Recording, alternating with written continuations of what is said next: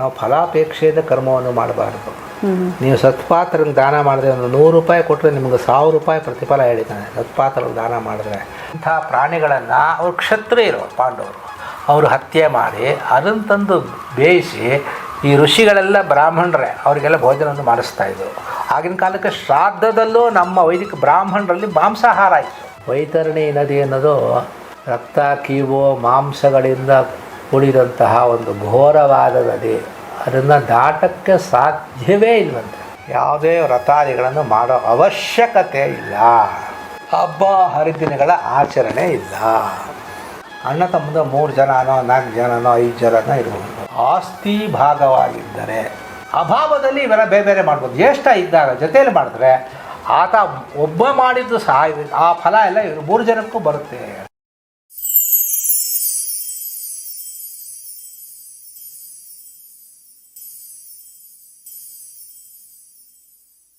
ಮುಂಡನ ಮಾಡಿಸ್ಕೊಳ್ಳೇಬೇಕು. ತಂದೆ ತಾಯಿ ಹೋದಾಗ ಯಾರು ಮುಂಡನ ಮಾಡಿಸ್ಕೊಳ್ಳಲ್ವೋ ಅವ್ನ ಮಗನೇ ಅಲ್ಲ ಅಂತಾನೆ. ಅಯ್ಯೋ ನನಗೆ ಹೇರ್ ಸ್ಟೈಲು ಚೆನ್ನಾಗಿರಬೇಕು, ನನಗೆ ಅವೆಲ್ಲ ಹೇಳಿಲ್ಲ. ಈ ಕೆಲವರು ಹೇಳ್ತಾರೆ ನಾನು ಎಲ್ಲ ಹೊರಗಡೆ ದೇಶಕ್ಕೆ ಹೋಗ್ಬೇಕು ಸರ್, ನಾನು ಈಗ ಏರ್ಪೋರ್ಟ್ಗೆ ಹೋದ್ರೆ ನಾನು ಕಂಡು ಹಿಡಿಯೋಕ್ಕೆ ಆಗಲ್ಲ, ಅವರು ಅಲ್ಲೋನೇ ಮಾಡಲ್ಲ, ನಾನು ತಲೆ ಕೂದಲು ತೆಗೆಸ್ಬಿಟ್ರೆ ಅದಕ್ಕೆ ನಾವೇನು ಉತ್ತರ ಕೊಡೋಕ್ಕಾಗಲ್ಲ. ಆಮೇಲೆ ಗುರುಗಳೇ, ತಂದೆ ತಾಯಿ ಎಲ್ಲ ಅವರು ಮರಣದಿದ್ರಲ್ಲ ಆ ವರ್ಷದಲ್ಲಿ ಏನೇನು ನಿಯಮಗಳಿರುತ್ತೆ, ಏನೇನು ನಿಯಮಗಳು ಇರಬೇಕು, ಪರಿಪಾಲನೆ ಮಾಡಬೇಕು ಮಕ್ಕಳ ಇದರಲ್ಲಿ? ನಿಮಗೆ ಅವತ್ತು ಹೇಳಿದ್ನೋ ಇವಾಗ ಜ್ಞಾಪಕ ಇಲ್ಲ. ಪಿತೃದೀಕ್ಷೆ ಅನ್ನೋದು ವರ್ಷ ಪೂರ್ತಿ ಪಿತೃದೀಕ್ಷೆಯಲ್ಲಿ ಇರಬೇಕು. ತಂದೆ ಹೋದರೆ ಪರಾನ್ನ ಭೋಜನ ಇಲ್ಲ. ಒಬ್ಬರ ಮನೆಗೆ ಹೋಗಿ ಅಲ್ಲೆಲ್ಲ ಊಟ ಮಾಡೋದು. ಯಾರ ಮನೆಗೆ ಹೋಗ್ಬೋದು ಅಂದರೆ ಜ್ಞಾತಿಗಳ ಮನೆಗೆ ಹೋಗ್ಬೋದು. ನಿಮ್ಮ ಗೋತ್ರದವರು, ನಿಮ್ಮ ದಾಯಾದಿಗಳು, ನಿಮ್ಮ ಸೋದರ ಮಾವನ ಮನೆ, ನಿಮ್ಮ ತಂಗಿರ ಮನೆಗೆ ಹೋಗಿ ಊಟ ಮಾಡ್ಬೇಕು ಅವಕಾಶ.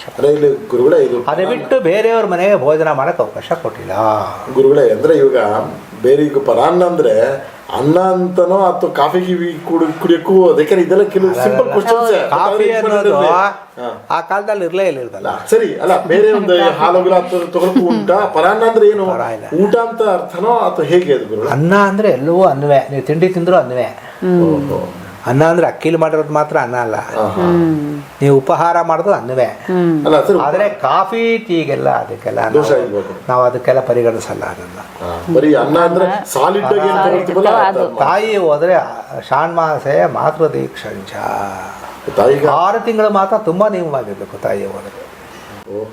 ಕೆಲವರಿಗೆ ಹೆಂಡತಿ ಹೋಗ್ಬಿಡ್ತಾರಪ್ಪ, ಆ ಥರ ಇದು ಮಾಡಬೇಕು ಅಂದರೆ ಆ ಥರ ಕನಿಷ್ಠ ಒಂದು 2 ತಿಂಗಳಾದ ನಿಯಮವಾಗಿರ್ಬೇಕು. ಇನ್ನು ಕೆಲವರಿಗೆ ಮಗ ಹೋಗ್ಬಿಡ್ತಾನೆ, ಅಣ್ಣ ತಮ್ಮ ಹೋಗ್ಬಿಡ್ತಾರೆ, ಕರ್ತೃವಾಗಿ ಮಾಡಿರ್ತಾನೆ. ಮಗ ಹೋದ್ರೆ ತಂದೆನೇ ಮಾಡೋದು. ಅವ್ನು 1 ತಿಂಗಳ ಕಾಲ ನೀವಾಗಿರ್ಬೇಕು. 1 ತಿಂಗಳು ನೀವಾಗಿರ್ಬೇಕು ಸಾಕು. ಇದು ದೀಕ್ಷಾ ವಿಚಾರ. 1 ತಿಂಗಳು ನೀವಾಗಿರ್ಬೇಕು. ನಿಯಮ ಅಂದ್ರೆ ಯಾವುದು? ಅದೇ ಸ್ವಲ್ಪ ನಾವು ನಿಯಮ ಅಂದ್ರೆ ಆಚಾರ ಇರುತ್ತಲ್ಲ. ಬೇರೆ ಕಡೆ ಎಲ್ಲೋ ಹೊರಗಡೆ ಹೋಟ್ಲಿಗೆ ಊಟ ಮಾಡೋದು, ಯಾರೋ ಎಲ್ಲೋ ಹೋಗಿ ಒಂದು ಪಾರ್ಟಿನಲ್ಲಿ ಊಟ ಮಾಡೋದು, ಯಾರೋ ಸಂಬಂಧ ಇದ್ದವ್ರ ಕಡೆ ಊಟ ಮಾಡೋದು, ಶ್ರಾದ್ದಗಳನ್ನು ಮಾಡದೇ ಇರೋದು, ಸ್ವಲ್ಪ ಆಚಾರವೇ ಇಲ್ಲದೆ ಇರೋದು, ಇವೆಲ್ಲ ಮಾಡಬಾರ್ದು. ನಮ್ಮ ಒಂದು ವೈದಿಕ ಧರ್ಮದಲ್ಲಿ ಮದ್ಯಪಾನಕ್ಕೆ ಅವಕಾಶ ಕೊಟ್ಟಿಲ್ಲ. ಈಗ ಎಷ್ಟೋ ಜನ ಮಾಡ್ತಾ ಇದ್ದಾರೆ ಬಿಡಿ. ಮಾಂಸಾಹಾರ ಎಷ್ಟು ಜನ ಮಾಡ್ತಾ ಇದ್ದಾರೆ ನಮ್ಮಲ್ಲೇ. ಪೂರ್ವ ಕಾಲದಲ್ಲಿ ನೀವು ದ್ವಾಪರ ಯುಗದಲ್ಲಿ ನೀವು ಮಹಾಭಾರತ ಓದಿದ್ರೆ ದೌಮ್ಯ ಋಷಿಗಳು 10,000 ಜನ ಶಿಷ್ಯರ ಜೊತೆ ಪಾಂಡವರ ಜೊತೆ ವನವಾಸ ಕಾಲದಲ್ಲಿ ಇರ್ತಾರೆ. ಅವ್ರ ಜೊತೆ ಇದ್ದಿದ್ದು ಎಷ್ಟು ಜನ? 10,000 ಜನ ಶಿಷ್ಯರ ಜೊತೆ. ಅವ್ರು ಹೇಳ್ತಾರೆ, ನಾನು ದುರ್ಯೋಧನ ಜೊತೆ ಇರೋದಿಲ್ಲ, ನಾನು ಧರ್ಮರಾಯನ ಜೊತೆ ಇರ್ತೀನಿ, ಕಾಡಲ್ಲಿದ್ದರೂ ಪರವಾಗಿಲ್ಲ. 10,000 ಜನಕ್ಕೆ ನಿತ್ಯ ಆತ ಊಟದ ವ್ಯವಸ್ಥೆ ಮಾಡಬೇಕಾಗಿತ್ತು ಪಾಂಡವರು. ಅಕ್ಷಯ ಪಾತ್ರ ಬರೋಕ್ಕೆ ಮುಂಚೆ ಪ್ರತಿನಿತ್ಯ ಕೃಷ್ಣ ಮೃಗಾದಿಗಳಂದ್ರೆ ಯಾವುದು?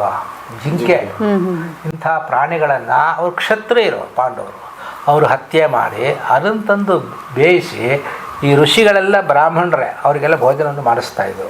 ಆಗಿನ ಕಾಲಕ್ಕೆ ಶ್ರಾದ್ದದಲ್ಲೂ ನಮ್ಮ ವೈದಿಕ ಬ್ರಾಹ್ಮಣರಲ್ಲಿ ಮಾಂಸಾಹಾರ ಇತ್ತು. ಅದು ಯುಗ ಧರ್ಮ. ಆ ಕಾಲಕ್ಕೆ ಮಾಡೋದು ಈ ಕಾಲಕ್ಕೆ ಕೊಟ್ಟಿಲ್ಲ. ಅವರ ಮದ್ಯಪಾನ ಅನ್ನೋದು ಕೆಲವರಲ್ಲಿತ್ತು. ಈಗಿನ ಕಾಲಕ್ಕೆ ಇಲ್ಲ ಅದು ಮದ್ಯಪಾನ. ಹೀಗೆ ದ್ರೌಪದಿ 5 ಜನ ಮದುವೆ ಮಾಡ್ಕೊಂಡು ಅಂತ ಹೇಳ್ತಾರಲ್ಲ, ಅದೆಲ್ಲ ಆಗಿನ ಕಾಲಕ್ಕೆ, ಯಾಕಂದ್ರೆ ಅವರ ಒಂದು ಮಟ್ಟ, ಅವರೊಂದು ತಪಸ್ಸು ಬೇರೆ ಇತ್ತು. ಅವಾಗ ಆ ದೋಷ ಇರ್ಲಿಲ್ಲ. ಅದೇ ಕಲಿಯುಗಕ್ಕೆ ಅವೆಲ್ಲ ವರ್ಜ್ಯ. ಮಾಡ್ತಾರೋ 5 ದಿನ ಆಗಿನ ಕಾಲಕ್ಕೆ ಆ ಯುಗ ಧರ್ಮಕ್ಕಿತ್ತು. ಈಗ ಕಲಿಯುಗಕ್ಕೆ ಅವೆಲ್ಲ ವರ್ಜ್ಯ. ಯುಗ ಧರ್ಮ ಅಂತಿದೆ. ಧರ್ಮ ಸಿಂಧು ಅನ್ನೋ ಪುಸ್ತಕವನ್ನು ಇಟ್ಕೊಳ್ಳಿ. ಅದ್ರಲ್ಲಿ ಇರೋದನ್ನೇ ನಾವು ಹೇಳ್ತಾ ಇದೀವಿ ಹೊರತು ಹೊಸದಾಗಿ ನಾವೇನು ಹೇಳ್ತಾ ಇಲ್ಲ. ಸ್ವಂತವಾಗಿ ಏನ್ ಪಾಪ ಪುಣ್ಯಗಳು ಸೃಷ್ಟಿ ಮಾಡಿಕೊಂಡು ನಮಗೆ ತೋಚಿದ್ದನ್ನು ನಾವು ಹೇಳ್ತಾ ಇಲ್ಲ. ಅದರಲ್ಲಿ ಧರ್ಮಶಾಸ್ತ್ರಗಳು ಏನು ಹೇಳಿದಾರೋ ಅದರ ಸರಿ ತಪ್ಪು ನಮ್ಮ ವೈದಿಕ ಧರ್ಮಕ್ಕೆ ಸಂಬಂಧಪಟ್ಟ ಹಾಗೆ ನಾವು ಹೇಳ್ತಾ ಇದ್ದೀವಿ ಹೊರತು ಬೇರೆ ಯಾರ ಬಗ್ಗೆನೂ ಆಕ್ಷೇಪಣೆ ಅನ್ನೋ ಪ್ರಶ್ನೆ ಇಲ್ಲ. ನಾವು ಹೇಳಿರೋದ್ರಲ್ಲಿ ಅದು ತಪ್ಪು ಯಾರು ತಿಳಿಸ್ಲಿ, ನಾವು ಅದನ್ನು ತಿದ್ಕೊಳ್ಳೋಕ್ಕೆ ನಮಗೂ ಅವಕಾಶ ಇರುತ್ತೆ. ನಮಗೆ ಯಾಕಂದರೆ ನಾವು ಅದು ಇರೋದ್ರಿಂದ ಹೇಳೋದ್ರಿಂದ ತಪ್ಪಿಲ್ಲ ಅಂತ ನಮ್ಮ ಭಾವನೆ. ಈಗಲ್ಲ ಸರ್ ಹೀಗಿದೆ ಅದನ್ನು ತಪ್ಪು ತಿದ್ಕೊಳ್ಳೋಕೆ ನಾವು ಸಿದ್ಧರಾಗಿದ್ದೀವಿ ಅಲ್ವಾ? ಮನೋಭಾವ ನಮಗೂ ಇರಬೇಕಲ್ಲ. ನಾನೇ ಪರ್ಫೆಕ್ಟು, ನಾನೇ ಸರ್ವಜ್ಞ, ನಾನು ಹೇಳಿದ್ದೆ ಸರಿ ಅಂತ ಹೇಳೋ ಹಾಗಿಲ್ಲ. ಗುರುಗಳೇ, ಇವಾಗ ಮನೆಯಲ್ಲಿ 3 ಜನ ಗಂಡು ಮಕ್ಕಳಿರ್ತಾರೆ.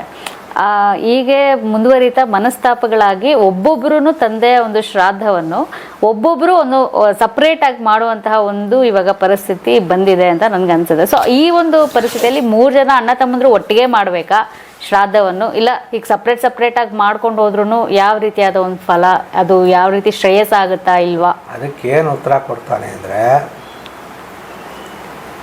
ಎಲ್ಲರೂ ಪೃಥಕ್ಕಾಗಿ ಶ್ರಾದ್ದ ಕರ್ಮಗಳನ್ನು ಆಚರಣೆ ಮಾಡಿ. ಅಣ್ಣ ತಮ್ಮದ 3 ಜನನೋ 4 ಜನನೋ 5 ಜನನೋ ಇರಬಹುದು. ಆಸ್ತಿ ಭಾಗವಾಗಿದ್ದರೆ, ಇದೊಂದು ಆಸ್ತಿ ಮನೆ, ಇವತ್ತಿನ ದಿನ ಇದೊಂದು ₹1 ಕೋಟಿ ಬೆಲೆ ಬಾಳುತ್ತೆ ಅಂತ ಇಟ್ಕೊಳ್ಳಿ. 4 ಜನ ಗಂಡು ಮಕ್ಕಳು ಎಲ್ಲರೂ 4 ಭಾಗ ಮಾಡಿಕೊಂಡು ಹಂಚಿಕೊಂಡ್ರೆ ಆಸ್ತಿ ಭಾಗ ಮಾಡಿದ್ಮೇಲೆ ತಂದೆ ಅವರಿಗೆ ಎಲ್ಲ ಕರ್ತವ್ಯಗಳು ಬೇರೆ ಬೇರೆ ಆಗೋಗುತ್ತೆ.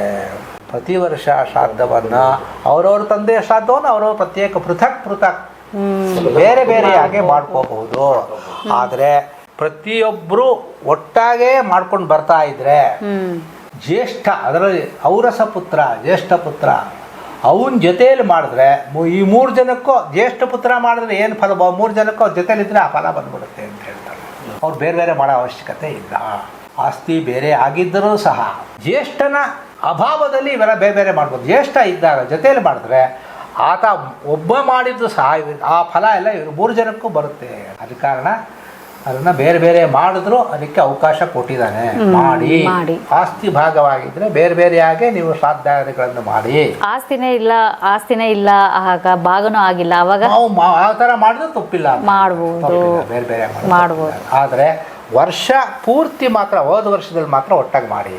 1 ವರ್ಷ ಆದರೂ ಒಟ್ಟಾಗಿ ಮಾಡಿ, ಆ ಥರ ಸಪಿಂಡೀಕರಣವಾಗಿ ವರ್ಷಾಬ್ದಿಕದವರೆಗಾದರೂ ಒಟ್ಟಾಗಿ ಮಾಡಿ. ಯಾಕೆಂದರೆ ಆತಿನ್ನೂ ವರ್ಷ ಪೂರ್ತಿ ಗತಿಸಿದಂಥ ವ್ಯಕ್ತಿಯ ಪ್ರಯಾಣದಲ್ಲಿರ್ತಾನೆ, ಇನ್ನೂ ಅವನು ಡೆಸ್ಟಿನೇಷನ್ ರೀಚ್ ಆಗಿರಲ್ಲ. ರೀಚ್ ಆಗಿ ಅವನಿಗೊಂದು ಲೋಕ ಪ್ರಾಪ್ತಿ ಆದಮೇಲೆ ನೀವೆಲ್ಲ ಬೇರೆ ಬೇರೆ ಮಾಡ್ಕೋಬೋದು, ತಪ್ಪೇನಿಲ್ಲ ಅಂತ ಹೇಳ್ತಾರೆ. ಆಮೇಲೆ ಗುರುಗಳೇ, ಇದು 1 ವರ್ಷದ್ದು ಹೋಗಿದ್ದಾಗ ಅಲ್ಲಿ ವ್ರತಾದಿಗಳು ಯಾವುದು, ಹೇಗೆ ಗುರುಗಳೇ ವ್ರತಗಳು ಉಂಟಾ, ಹೇಗೆ ಯಾವ್ದು ಮಾಡಬೇಕು ಯಾವ್ದು ಬಿಡಬೇಕು, ಏನು ಹೇಳುತ್ತೆ? ನಾವು ದೀಕ್ಷಾ ವಿಚಾರ ಹೇಳಿರೋದ್ರಿಂದ ವರ್ಷದಲ್ಲಿ ಯಾವುದೇ ವ್ರತಾದಿಗಳನ್ನು ಮಾಡೋ ಅವಶ್ಯಕತೆ ಇಲ್ಲ. ಹಬ್ಬ ಹರಿದಿನಗಳ ಆಚರಣೆ ಇಲ್ಲ. ಗುರುಗಳೇ, ಈಗ ಉಪಕರ್ಮ ಅಂತ ಬರುತ್ತೆ. ಉಪಕರ್ಮ ಅಂತ ಹೇಳಿದ್ರೆ ಅದು ವ್ರತಕ್ಕೆ ಸೇರುತ್ತೆ, ಹೇಗೆ ಅದು ಗುರುಗಳೇ? ಉಪಕರ್ಮಕ್ಕೆ ನಿತ್ಯ ಅಂತ ಹೆಸರು. ಉಪಾಸನೆಗೂ ನಿತ್ಯ ಧಾರ್ಯ ಅಂತ ಹೆಸರು. ಅದು ನಿತ್ಯಕರ್ಮ ಉಪಾಸನೆ. ಅದನ್ನು ಬಿಡ್ತೀರಾ? ಸಂಧ್ಯಾವಂದನ ಡೈಲಿ ಮಾಡ್ತೀರಾ, ಬಿಡ್ತೀರಾ? ಅದನ್ನು ದೇವತಾರ್ಚನೆ ಡೈಲಿ ಮಾಡ್ತೀರಾ, ಬಿಡ್ತೀರಾ? ಉಪಕರ್ಮ ವರ್ಷಕ್ಕೊಂದ್ಸಲ ಬರುತ್ತೆ. ನವಕಾಂಡ ಋಷಿ ಪೂಜೆಯನ್ನು ಮಾಡಿ, ನವಕಾಂಡ ಋಷಿ ಹೋಮವನ್ನು ಮಾಡಿ, ಅಧ್ಯಯನ ಮಾಡಿರೋದನ್ನ ಋಷಿಗಳಿಗೆ ಒಪ್ಪಿಸಿ, ಉಪಕೃತ ವೈ ವೇದ, ಪುನಃ ವೇದವನ್ನು ಸ್ವೀಕರಿಸಿ ಅಧ್ಯಯನ ಮಾಡಬೇಕಾದ ಕಾರಣ ಉಪಕರ್ಮವನ್ನು ಮಾಡಿಕೊಳ್ಳೋದೇ ಉತ್ತಮ ಪಕ್ಷ. ಆ ಸೂತಕದಲ್ಲಿದ್ದರೆ ಅದು ಬಿಟ್ಟೋಗುತ್ತೆ ಹೊರತು ಇಲ್ಲ ಅಂದರೆ ಮಾಡ್ಕೊಳ್ಳೋಕ್ಕೆ ಯಾವುದು ತೊಂದರೆ ಇಲ್ಲ, ಮಾಡ್ಕೋಬೇಕು. ಆಮೇಲೆ ಗುರುಗಳೇ, ಈಗ ಆಶೌಚ ಅಂತ ಬಂದರೆ ಆಶೌಚ ನಿಯಮಗಳೇನು ಗುರುಗಳೇ? ಆಶೌಚದಲ್ಲಿ ಪ್ರಾಣಾಯಾಮಂ ಅಮಂತ್ರಕಂ, ಗಾಯತ್ರಿಯನ್ನು ಹೇಳಿ ನೀವು ಪ್ರಾಣಾಯಾಮವನ್ನು ಮಾಡೋ ಅವಶ್ಯಕತೆ ಇಲ್ಲ. ಅಮಂತ್ರಕವಾಗಿ ನೀವು ಉಸಿರನ್ನು ಹೇಳ್ತಿರಲ್ಲ, ಪೂರಕ ಕುಂಭಕ ರೇಚಕ, ಆ ಕ್ರಿಯೆಯನ್ನು ಮಾಡಿದ್ರೆ ಸಾಕು. ಅರ್ಘ್ಯವನ್ನು ಕೊಡಬೇಕಾದ್ರೆ ಮಾತ್ರ ಗಟ್ಟಿಯಾಗಿ ಗಾಯತ್ರಿಯನ್ನು ಹೇಳಿ ಅರ್ಘ್ಯವನ್ನು ಕೊಡು.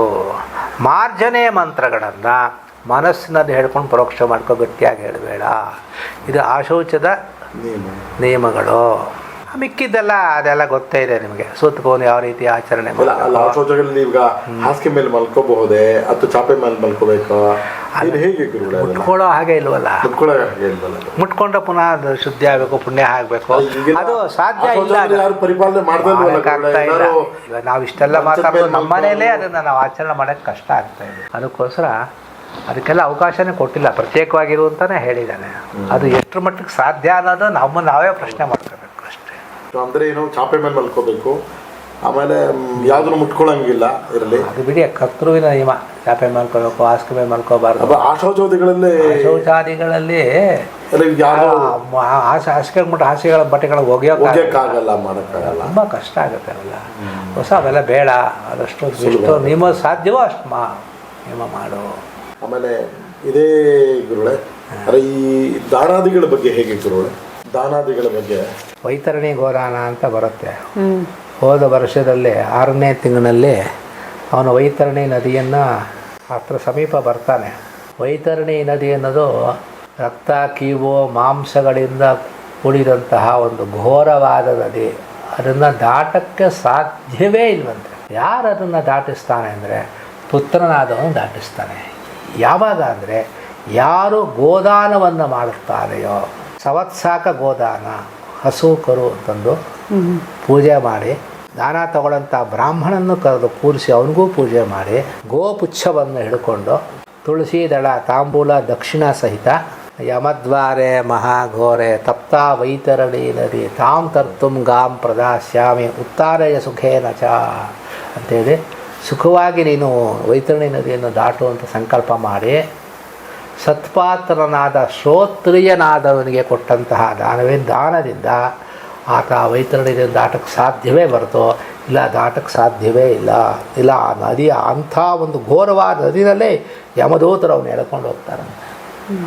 ಅದಕ್ಕೋಸ್ಕರ ಈಗಿನ ಕಾಲದಲ್ಲಿ ಕೆಲವರ ಸ್ವಲ್ಪ ಅನುಕೂಲಗಳು ಚೆನ್ನಾಗಿದೆ, ಎಲ್ಲರೂ ಆರ್ಥಿಕವಾಗಿ ಚೆನ್ನಾಗಿದ್ದಾರೆ. ಪೂರ್ವಕಾಲಕ್ಕೆ ಬರೀ ಗೋ ಸಂಪತ್ತೇ ಎಲ್ಲ ಸಂಪತ್ತು. ಪೂರ್ವಕಾಲಕ್ಕೆ ಗೋ ಬಿಟ್ಟರೆ ಬೇರೆ ಇರಲಿಲ್ಲ.